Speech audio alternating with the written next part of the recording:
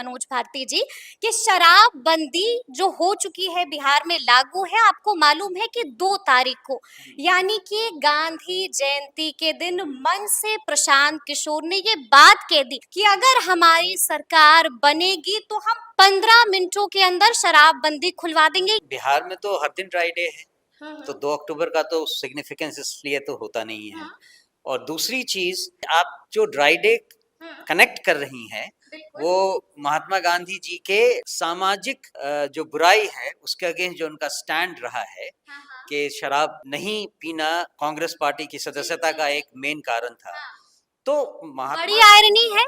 कोई आयरनी की बात नहीं है, क्योंकि महात्मा गांधी जी ने कभी ये नहीं कहा कि सरकार को शराबबंदी के अगेंस्ट लॉ बनाना चाहिए।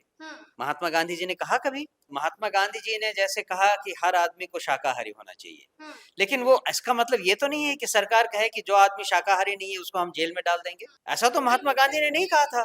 तो कहाँ इसमें कोई डाइकोटमी है, कहाँ कोई विरोधाभास है कि सर एज अ गवर्नमेंट अगर शराब बंदी लागू होने से प्रॉब्लम्स मल्टीप्लाई हो रही हैं तो उसको, उस स्टेप को करेक्ट करना हमारा फर्ज बनता है। हम सामाजिक बुराई को सरकारी नियमों से अलग अलग रख रहे हैं। जो सामाजिक बुराई है उसको सामाजिक बुराई की तरह लड़ने की जरूरत है। प्रशासन के लिए जरूरी है, उसको अपनी तरफ से देखने की जरूरत है और दोनों को एक दूसरे से मिक्स करने की जरूरत नहीं। तो प्रशांत जी ने सारी की सारी लॉजिक समझाई कि शराबबंदी से क्या हो रहा है, क्योंकि भ्रष्ट अधिकारियों, पुलिस और राजनीतिक नेताओं के जेब भरे जा रहे हैं। जो 20,000 करोड़ हमारे पास सालाना आना चाहिए था वो सब कहीं कहीं और डाइवर्ट हो रहे हैं, जो कि सरकारी खजाने में नहीं आ रहे।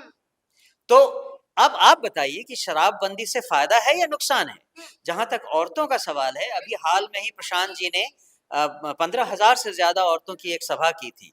वहां भी उन्होंने महिलाओं के बीच ये बताया कि ये उनका एक मेन मुद्दा है और उन्होंने वहां भी समझाया कि वो क्यों ये स्टेप लेना चाह रहे हैं।